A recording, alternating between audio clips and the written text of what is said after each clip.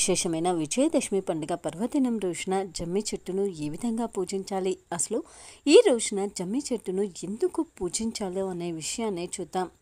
దసరా పండుగ పర్వదినం రోజున జమ్మి చెట్టును పూజించాలి. ముఖ్యంగా ఆర్థిక బాధలు తీరాలి అన్న, నరదృష్టి దిష్టి దోషం తగలకూడదు అన్న, అలాగే రావాల్సిన డబ్బు సకాలంలో చేతికి అందాలి అన్న, అలాగే ఈ రోజున జమ్మి చెట్టుకు పూజ చేయాలి. ఆరోగ్యపరంగా సమస్యలు ఉన్నా, సంతానలేమి సమస్యలు ఉన్నా సరే, దిష్టి దోషం పోవాలి అన్నా, అలాగే మనపై ఎలాంటి చెడు ప్రభావము పని చెయ్యకూడదు అంటే ఈ రోజున జమ్మి చెట్టుకు ప్రత్యేకమైన పూజ చేయాలి. ఈ జమ్మి చెట్టును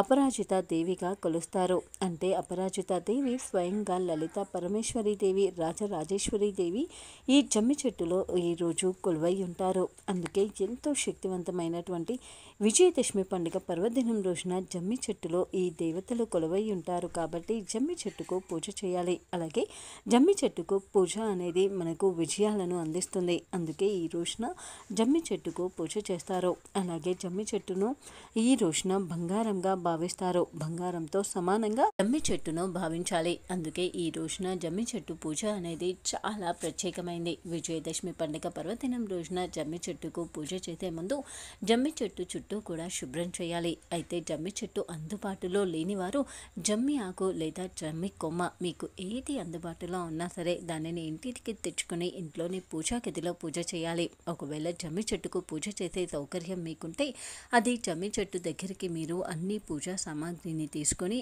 ఆ తర్వాత జమ్మి చెట్టు ముందు శుభ్రం చేసి పసుపుతో అలకాలి. ఆ తర్వాత ఆవు పేడ దొరికితే ఖచ్చితంగా ఆవు పేడతో అలకడం ఇంకా శుభప్రదం. ఒకవేళ ఆవు పేడ దొరకని వారు పసుపుతో అయినా సరే జమ్మి చెట్టు చుట్టూ శుభ్రంగా అలకాలి. ఆ తర్వాత దానిపైన ముగ్గును వేసి పసుపు కుంకుమ బొట్టు పెట్టాలి. ఆ తర్వాత జమ్మి చెట్టుకు కూడా పసుపు కుంకుమ బొట్టు పెట్టాలి. ఆ తర్వాత జమ్మి చెట్టు మొదట్లో రెండు తమలపాకులను తీసుకొని తమలపాకు పైన సాయంకాలం సమయంలో 3 పసుపు ముద్దలను చేయాలి. ఆ పసుపు ముద్దలు మూడింటిలో 2 చిన్నవిగాను 1 పెద్దదిగాను ఉండే విధంగా చేయాలి. అలా తమలపాకు పైన చేసి ఆ పసుపు ముద్దలను 3 చోట్ల, అంటే ఒక పెద్దది మధ్యలో ఉండేలాగా, మిగతా 2 పక్కన ఉండేలాగా ఎడమవైపు కుడివైపుగా పెట్టాలి. అలా పెట్టినటువంటి పసుపు ముద్దలకు 3 కుంకుమ బొట్లను పెట్టండి. అంటే ఒక్కో పసుపు ముద్దకు 3 చొప్పున కుంకుమ బొట్లు పెట్టండి. అలా చేసినటువంటి 3 పసుపు ముద్దలు కూడా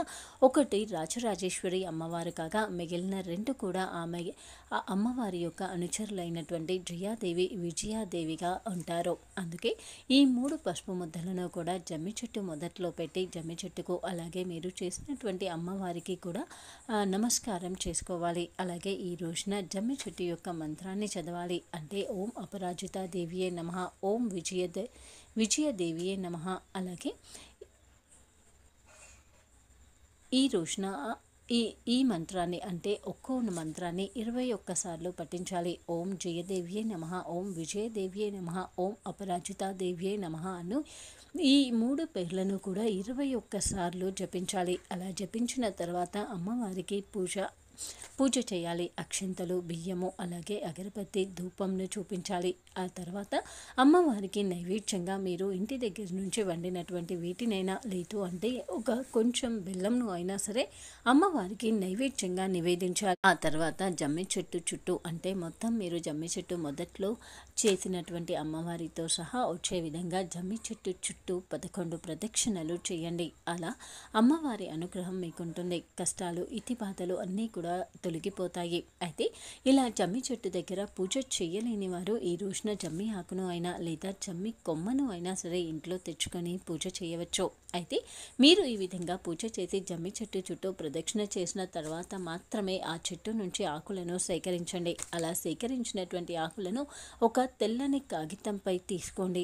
ఇలా సేకరించినటువంటి ఆకులను ఇంటికి తెచ్చుకొని ఇంట్లో కూడా భగవంతుని దగ్గర పూజా గదిలో ఉంచి చేయవచ్చు. లేదా మీకు ఎవరైనా ఇచ్చినటువంటి జమ్మి ఆకులకు అయినా సరే ఈ రోజున పూజ చేయవచ్చు.